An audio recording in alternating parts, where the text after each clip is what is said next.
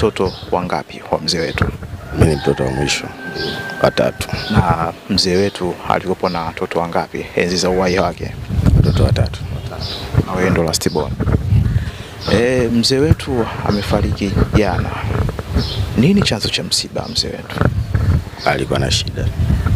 Alikuwa hana shida. Alikuwa na shida. Alikuwa anaumwa nini? Moyo mpana. Kwa chanzo cha msiba wa mzee wetu ni moyo ambayo ilitokea tu ghafla. Na wakati taarifa za msiba huu unatokea, wewe ulikuwepo wapi? Mimi nilikuwa kazini. Nilikuwa kazini.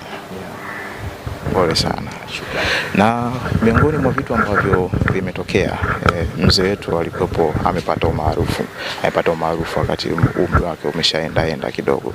Ulikuwa unajisikiaje baada ya kusikia mzee wako amekuwa maarufu katika umri ambao umeenda kidogo?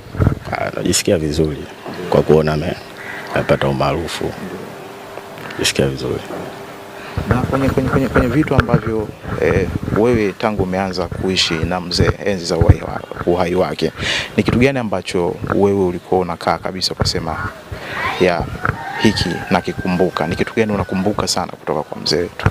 Yeye alikuwa ananihimiza sana kupambana sana. Mpaka sasa hivi umefikia katika level gani? Sasa hivi nipo kwenye kamera najifunza kupiga picha. Yote haya ni mawazo ya mzee juu yako wewe. Mzee alikuwa anakutakia mema kweli? Ndio. Msiba unafanyika saa ngapi? Msiba hapa kama unavyoona saa 7 tunaenda kuzika. Na mtu yoyote ambaye yuko mbali na hapa akitaka kufika katika maeneo haya anafanyaje? Anafikaje kwenye msiba? Hapa Mbagala Charambe unashuka kwa Mbiku. Alafu ukifika kwa Mbiku unaulizia kwa Kibole wapi, unafikishwa na pikipiki.